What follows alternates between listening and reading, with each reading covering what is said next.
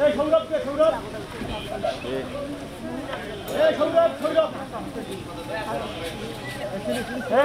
কায় সৌরভকে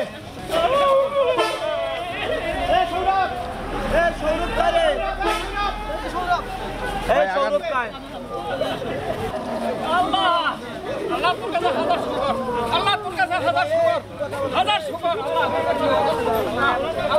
আমার ছোট ভাইকে মাদ্রাসা রাখতে গেছিলাম, মাদ্রাসা থেকে আমি আসতেছি, আসার পরে আমাকে প্রথমে ডিবি অফিসে নিয়ে গেছে।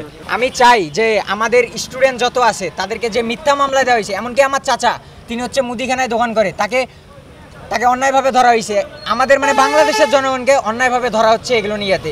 যারা প্রকৃতভাবে ছিল তাদেরকে আপনারা ধরেন, আমাদের স্টুডেন্টকে ধরে তো লাভ নাই, আমার চাচা বা অন্যজনকে তো ধরে লাভ নাই। ছোটো ছেলে হাফিজি মাদ্রাসা পড়ে, প্রতিদিন দুবেলা খাবার দিতে যায় এবং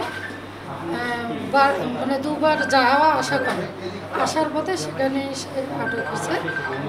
হ্যাঁ, আমার ছেলে হচ্ছে পরীক্ষা দিচ্ছে, পরীক্ষা দিক, সে কোনো রাজনীতিতে জড়িত নয়।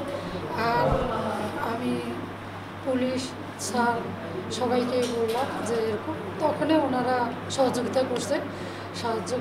আর আজকে ছুটির দিন ওনারা অনেক কষ্ট করে আসছে এবং আমাদেরকে সময় দিছে, এই জন্য ওনাদের প্রতি আমার অবশ্যই কৃতজ্ঞতা থাকবে।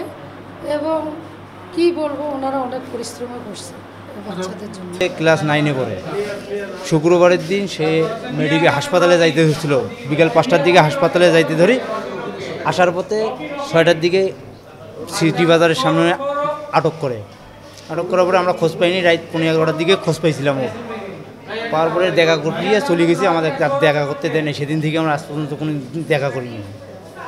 আজকে স্যারেরা ফোন দিয়ে আমাদের ডাকলো, ডাকার পরে এই স্যারেরা যা করার করতে